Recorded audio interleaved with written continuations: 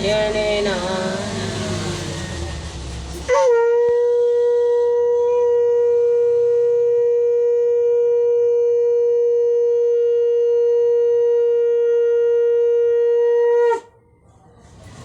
श्री लक्ष्मी नारायण भगवान की जय। कार्तिक महात्म की जय। कार्तिक महात्म का 8वां अध्याय।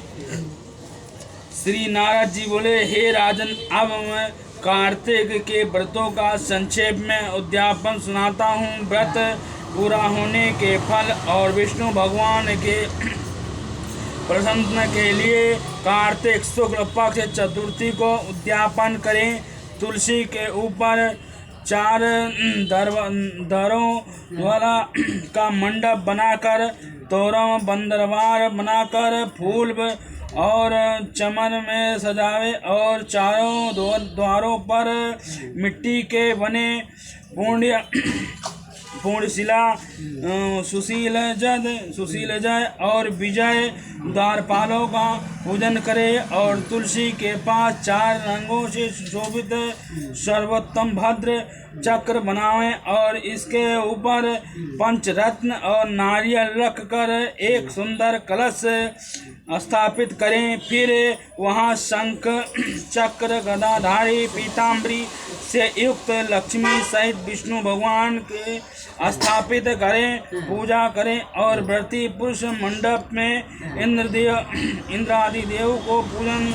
द्वादशी को भगवान उठे और त्रयोदशी को देवताओं ने उनके दर्शन किए और चतुर्थी को पूजन करे। उस दिन शांत और सावधानी से उपवास करें, गुरु की आज्ञा को प्राप्त करें। भगवान कृष्ण के स्वर्णमय प्रतिमा का पूजन षोडशोपचार से करके और विधि पूर्वक भोग अर्पण करें। रात्रि में जागरण करें, भजन कीर्तन करता रहे। प्रातः काल उठकर नित्य नियमित कर्म से करे और पश्चात हवन करे। ब्राह्मणों को भोजन करवाएं, धन का लोभ छोड़ और यथाशक्ति दक्षिणा दें। उपवास कर ऐसे वैकुंठ को पावें। इस वैकुंठ चतुर्थी में महत्वमय को देवता और शेष की 100 वर्ष में भी नहीं कर सकते। जो भगवान चक्रमणि के जागरण में भक्ति पूर्वक आंगन में गायन और नृत्य करते हैं और उनके सहाय गौरव के दान करें और फल मिलता है।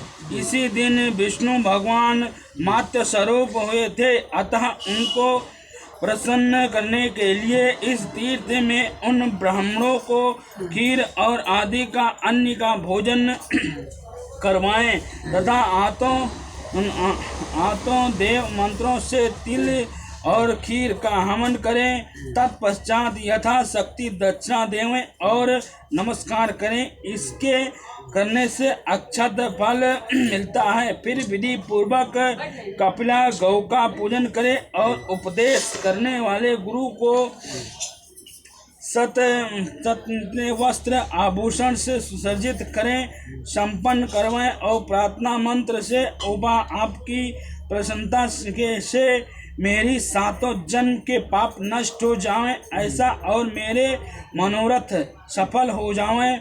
परमोड़े पर्यंत मुझे विष्णु लोक की प्राप्ति को हो। वैसे उन ब्राह्मणों से क्षमा पान करके और प्रसन्नता कर पूजा की सामग्री गौ के समेत गुरु को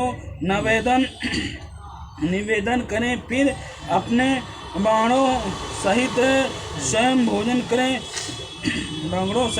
करें। कार्तिक और माघ की या विधि करें। ऐसा सम्यक तिथि और कार्तिक व्रत करने वाला संपूर्ण कर्मों से युक्त विष्णु भगवान के समीप चला जाता है। बोलो श्री कृष्ण भगवान की जय। श्रीमन्नारायण नारायण नारायण श्रीमन्नारायण नारायण भगवान की जय। 9वां अध्याय। राजा पृथुक ने कहा, हे नारद जी, पूरे नहीं होते। पूरे नहीं होते। अब एक कह देंगे तो आराम से करें। राधा पृथुक ने कहा, हे नारद जी, आपने कार्तिक मास के व्रत में तुलसी की जड़ में भगवान विष्णु का निवास बताकर उस स्थान की मिट्टी का पूजन बताया है। अब मैं भी श्री तुलसी जी के महत्व को सुनना चाहता हूँ। तुलसी कहाँ से और कैसे उत्पन्न हुई, ये बताने की कृपा करें।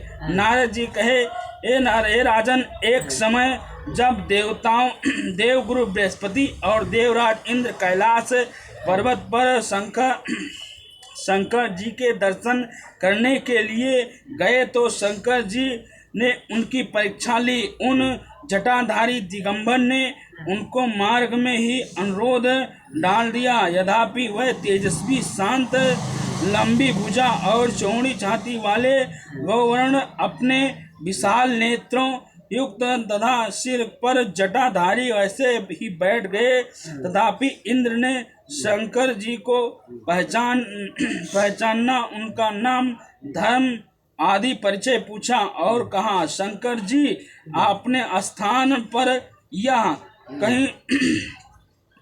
कहीं गए?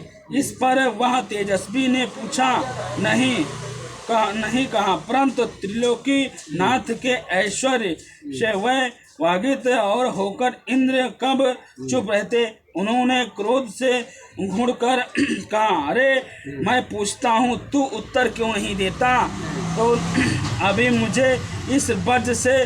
तुझे इस वज्र से मारूंगा, तो फिर देखता हूँ तुझे दुर्मत की रक्षा कौन करता है। फिर ज्यों ही दिगंबर को मारने के लिए हाथ में वज्र लिया, त्यों ही भगवान शंकर के वज्र सहित उसका हाथ स्तंभित कर दिया और विकल नेत्र कर ज्योति से उसे देखा तो ऐसे विदित हुए मानो कि वह दिगंबर प्रज्वलित हो उठा है और तेज से जला देगा।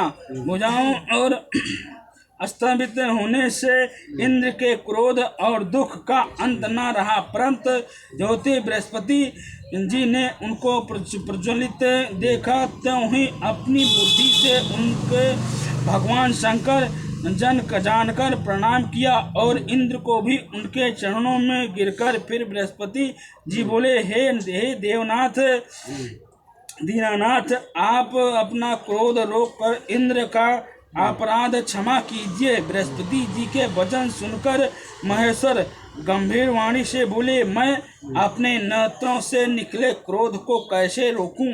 तब बृहस्पति बोले, हे भगवान, भक्तों पर तो दया करनी ही चाहिए, अतः अपना भक्त वत्सल नाम समर्थ कीजिए और इस तेज को शांत करें, इंद्र का उद्धार कीजिए। तब भगवान शंकर ने कहा, मैं तुम्हारी स्तुति से प्रसन्न हूँ, जो तुमने इंद्र को जीवन दान दिलाया। अब मैं तुम्हें अपने वरदान द्वारा जीवन का नाम से विख्यात करता हूँ। मेरे नेत्रों से अग्नि अब इंद्र की पीड़ित नहीं करेगी। ऐसा कहकर शंकर जी ने अपने माथे से निकले हुए तेज को लेकर क्षीर सागर में डाल दिया। फिर लीलाधरी भगवान अंतर्ध्यान हो गए। इंद्र आदि बृहस्पति दोनों भय से मुक्त होकर परम सुखी हुए और इस प्रकार जिनको जानने के लिए इच्छा थी उन्हें जानकर इंद्र और बृहस्पति अपने स्थान को चले गए। बोलो श्री कृष्ण भगवान की जय।